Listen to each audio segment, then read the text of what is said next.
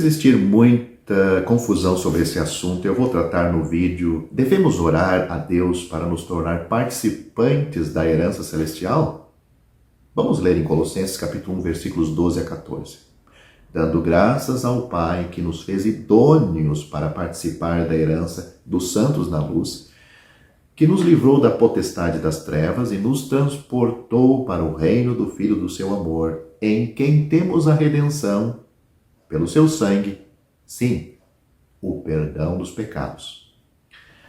Se você der uma olhada no capítulo 1 de Colossenses, você verá que do versículo 9 ao 11, lemos sobre várias coisas pelas quais, como cristãos, podemos orar. Devemos orar fervorosamente, por exemplo, para que sejamos cheios do conhecimento da vontade de Deus, orar para que andemos de maneira digna do Senhor e frutifiquemos em toda boa obra e assim por diante. Mas o versículo 12 a 14 mencionam coisas pelas quais podemos agradecer, não orar.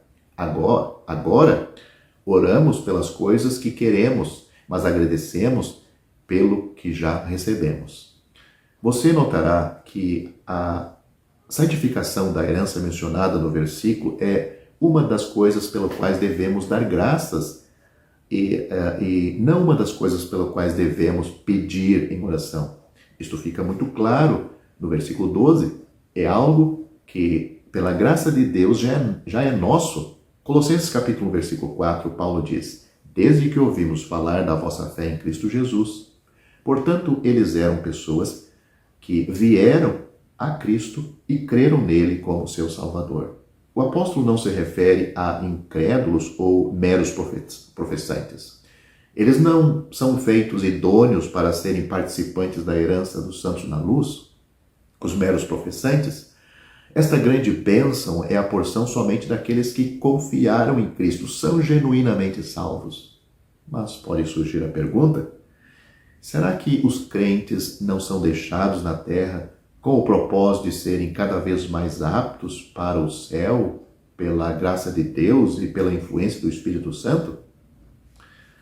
Alguém pode responder a esta pergunta fazendo outra? Pode algo feito em nossas almas ou produzido em nossas vidas pela graça de Deus e pelo Espírito Santo aumentar o valor do processo, aumentar o valor do precioso sangue de Cristo? Certamente que não. Deus certamente nos deixou na terra com um propósito, mas esse propósito não é que possamos ser feitos mais dignos para o céu. Longe disto. Quem diz isto e quem pensa assim desconhece o plano da salvação de Deus, a eficácia da morte de Cristo. Estou ciente de que algumas pessoas boas acalentam o pensamento de que os cristãos estão gradualmente amadurecendo para o céu, assim como uma laranja, sob a influência dos raios do sol, torna-se doce e suave e pronta para ser colhida e comida. Qualquer que seja o outro aspecto da bênção de um cristão que a laranja possa ilustrar, certamente não mostra como ele é feito apto para o céu. Desculpe as laranjas.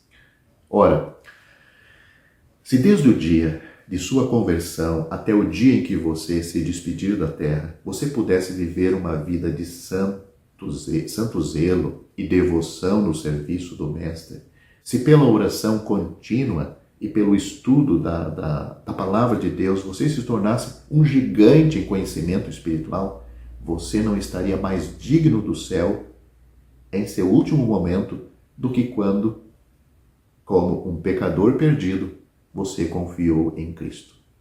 Ou seja, uma pessoa salva aos 16 anos é tão salva quando fizer 99 anos, o valor, a aplicação da salvação é a mesma, a aptidão para o céu é a mesma. Quando ele tinha 16, quando foi salvo, é a mesma quando ele tem 99 anos. Haveria crescimento em muitos aspectos, por exemplo, em conhecimento, em experiência, em dedicação, em zelo, mas não haveria e não poderia haver crescimento no encontro com o céu, porque esta é a obra de Cristo. O que nós recebemos é o que Cristo fez. Como podemos melhorar isto? Há algo de suma importância a ser dito para todo aquele que ainda não é salvo ou se diz crente, mas não tem certeza da sua salvação. João capítulo 3, versículos 17 e 18, o Senhor Jesus Cristo disse: Deus enviou seu Filho ao mundo, não para que condenasse o mundo, mas para que o mundo fosse salvo por ele. Quem crê nele não é condenado, mas quem não crê já está condenado, porquanto não crê no nome do unigênito Filho de Deus. Essas foram as palavras do Senhor Jesus nesses 2 versículos do capítulo 3 do Evangelho de João. Somente sobre esta base e nenhuma outra é que você pode ser salvo. Se você deve ser salvo, então o pesado fardo de seus pecados precisa ser removido. Se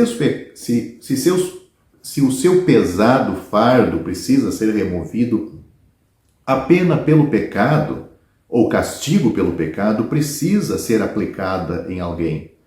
Se a pena pelos pecados precisam ser aplicada em alguém, então Jesus precisava morrer, pois a pena para o pecado ou para os pecados é a morte. Você não poderia suportá-lo sem perecer miseravelmente. Assim disse o apóstolo João: pelo seu nome vos são perdoados os pecados. 1 João capítulo 2, versículo 12. Não pelas obras que você possa praticar, nem pela sua moralidade, mas pelo nome de Jesus. A misericórdia flui hoje mesmo, não por meio de alguma relíquia em alguma cidade santa, nem por meio do toque de alguma mão santificada, mas de um vitorioso e ressuscitado Cristo que hoje está no céu. Pode-se ter acesso a Ele estando em qualquer lugar. Toque nele, ou, em outras palavras, se preferir, creia nele e você será salvo. É somente pela fé. As Escrituras são conclusivas quanto a este ponto.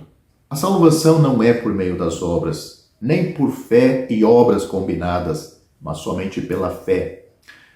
A salvação de um pecador não se dá quando ele é batizado, ou foi batizado, crismado, recebido na igreja, nem tampouco por dar esmolas, dízimos, ofertas, tomar a ceia, frequentar a igreja, pregar, jejuar, orar, rezar, fazer penitências e tantas outras coisas mais.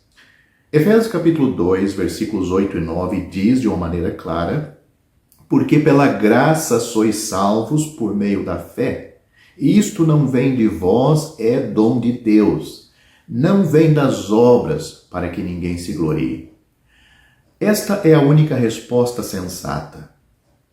Portanto, cuidado para não perder sua alma eternamente só por causa desta pequena questão, o tempo da sua resposta a este convite de salvação. A Bíblia diz: eis aqui agora o tempo aceitável. Eis aqui agora o dia da salvação. 2 Coríntios capítulo 6, versículo 2. Se você, como um pecador perdido aos olhos de Deus, tiver crido de todo o coração, tiver aceitado o Senhor Jesus como tendo sofrido na cruz por todos os teus pecados, por todos os teus pecados cometidos, e tendo ressuscitado, ele ressuscitado, para a tua justificação, então o Cristo na glória é aquele em quem você está agora firme e seguro. Você está salvo. Você já tem, portanto, a vida eterna. Você está nas mãos do bom pastor, e ele nunca o deixará de assim conduzir até que o tenha introduzido no lar celestial. Se assim verdadeiramente creu, você já foi feito membro do corpo de Cristo, a igreja verdadeira, ligado ao seu Senhor pelo Espírito Santo, e agora a caminho do céu.